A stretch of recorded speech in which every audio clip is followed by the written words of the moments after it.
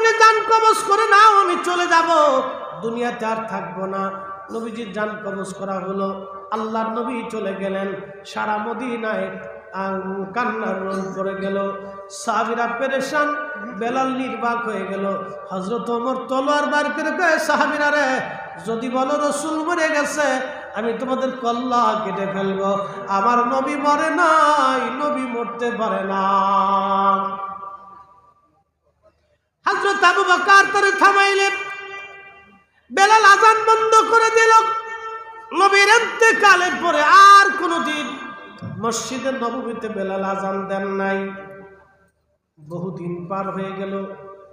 শোনেন, আপনাদেরকে বলি, আল্লামা ইমাম কিরমানি শরহে বুখারীর মধ্যে লেখছেন, আল্লামা ইমাম শেখ আব্দুল হক মুহাদ্দিস দেহলভী মাদারিজুন নবুওয়াতের মধ্যে